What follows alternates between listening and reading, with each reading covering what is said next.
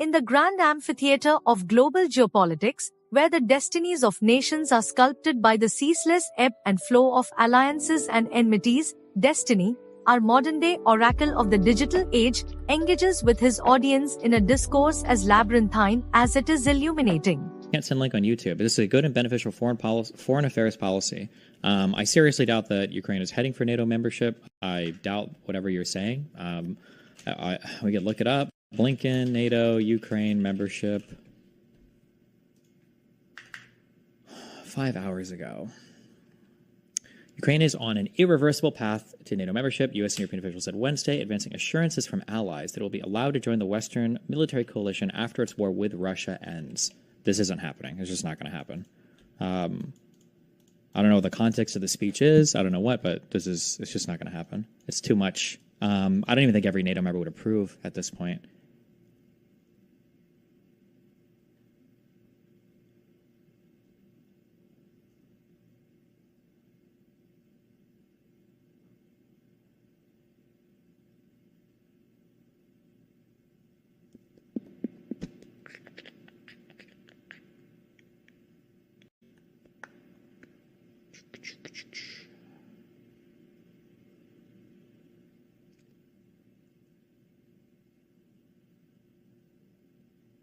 Maybe they want to use this to like leverage some kind of peace agreement from Russia. Maybe that'd be my guess.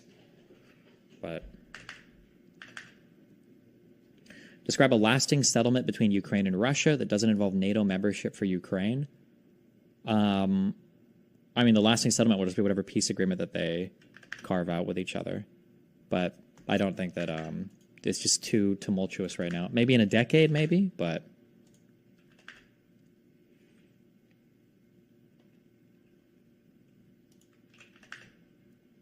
What do you think Ukraine should do moving forward? Reinstate nuclear program. If you were an unaligned country, a non-aligned country, and you lived on Russia's borders, yeah, I would do a nuclear program. Hell yeah. The fuck? Why wouldn't you? You should. That's the message that the world has sent you.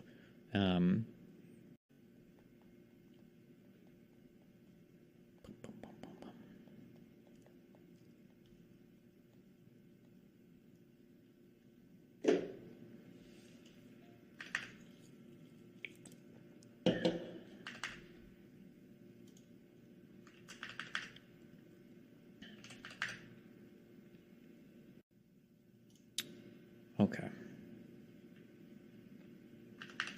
So joining NATO basically a quicker and easier way to get under a nuclear umbrella?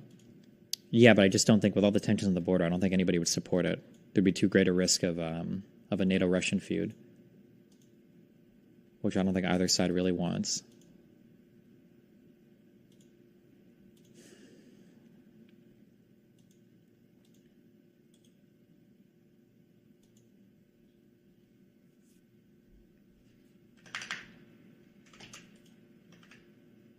Wow, what's up, Lois?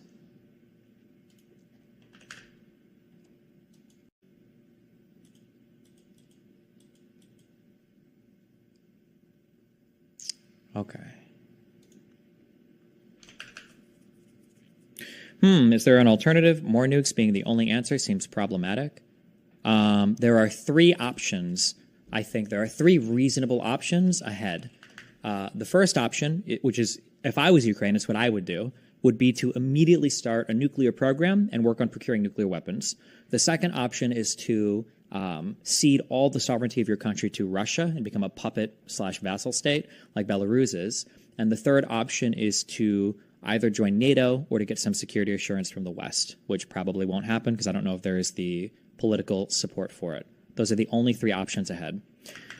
For all the conservatives and everybody else that cried about like potential World War III or all that shit or whatever, remember the argument has always been from an intelligent person that allowing Russia to act unimpeded in their little conquesting wars with their neighbors that's the thing that moves you closer to nuclear war or World War III. Allowing Ukraine to defend itself doesn't. But if Ukraine's not allowed to defend itself and they're not allowed to join NATO, then Ukraine should just pursue nuclear weapons because it's the only way to ensure security for your state.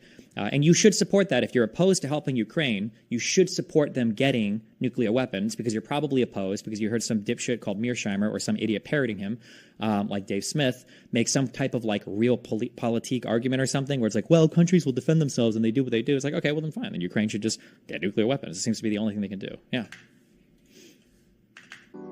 On the subject of Ukraine's potential accession to NATO, a question fraught with the weight of history and the specter of global conflict, Destiny delves into the depths of realpolitik, wielding his insights with the deftness of a gladiator navigating the treacherous sands of the Colosseum. With the confidence of a seasoned statesman, Destiny dispels the hopeful notion that Ukraine is on an irreversible path to NATO membership. He cuts through the fog of optimistic rhetoric with the sword of pragmatism, asserting that such an outcome, while fervently desired by some, remains mired in the quagmire of international politics. The machinery of NATO, with its intricate web of member states, each harboring its own national interests and fears, is not so easily swayed by the aspirations of a nation caught in the crosshairs of a geopolitical tug-of-war. Destiny's skepticism is rooted in the cold calculus of international relations. He understands that NATO is not merely a coalition of like-minded democracies, but a strategic alliance where each member's commitment to collective defense is weighed against the potential costs. The prospect of admitting Ukraine, a nation embroiled in a protracted and bloody conflict with Russia, into the fold is one that would require unanimous approval from all current NATO members, a consensus that, Destiny suggests, is unlikely to materialize in the foreseeable future. The specter of Russia looms large over this discussion. Destiny recognizes that the Kremlin views NATO expansion, particularly to include a nation on its borders, as a direct threat to its sphere of influence. The very idea of Ukraine joining NATO is anathema to Russian strategic interests, and the ramifications of such a move would likely reverberate through the corridors of power in Moscow with the force of a geopolitical earthquake. It is within this context that Destiny casts doubt on the likelihood of Ukraine's NATO membership, suggesting that the risks involved are simply too great for the alliance to bear. In his analysis, Destiny presents three stark options for Ukraine, each fraught with peril and uncertainty. The first, and most radical, is the pursuit of nuclear weapons, a path that would undoubtedly escalate tensions with Russia to a level unseen since the darkest days of the Cold War. This option, while ensuring Ukraine's security, would also plunge the region into a new arms race, with catastrophic implications for global stability. Yet, Destiny posits, in a world where conventional alliances fail to provide security, the pursuit of nuclear deterrence may be the only viable path for a nation surrounded by existential threats.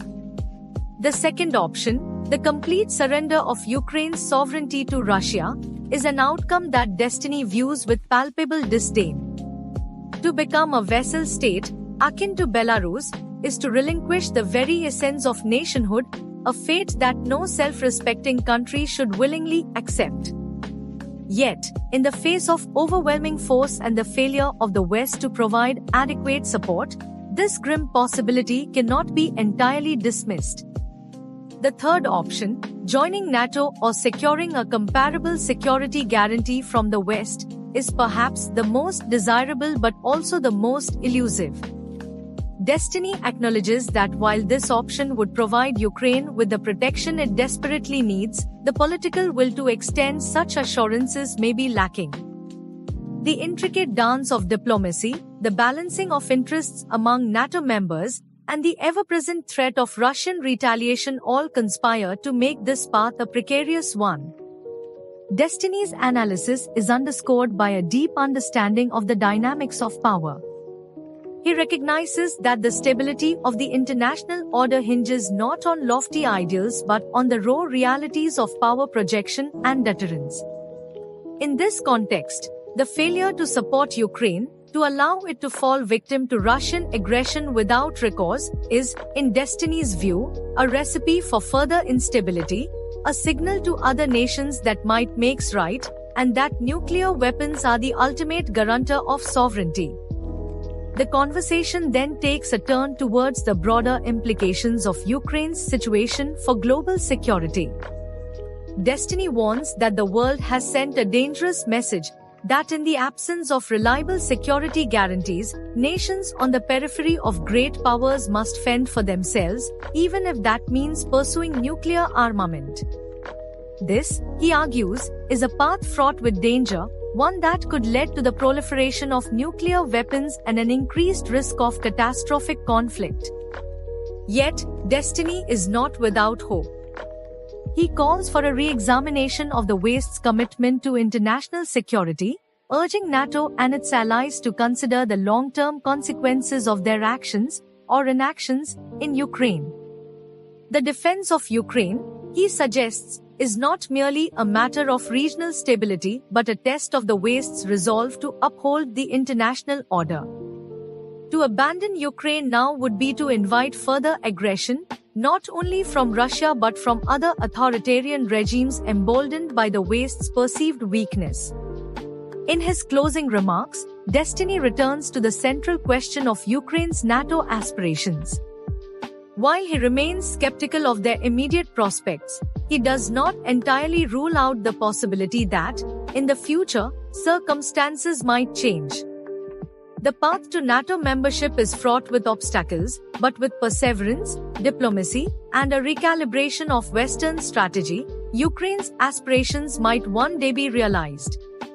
Thus, in this digital symposium, Destiny emerges not just as a commentator but as a philosopher king, guiding his audience through the treacherous waters of geopolitics with a steady hand and a keen intellect. His discourse on Ukraine and NATO is a masterclass in realpolitik, a reminder that in the realm of international relations, ideals must always be tempered by the hard truths of power. In a world where the stakes are nothing less than global stability, Destiny's words serve as both a warning and a call to action, that the time for complacency is over, and that the decisions made today will shape the world of tomorrow.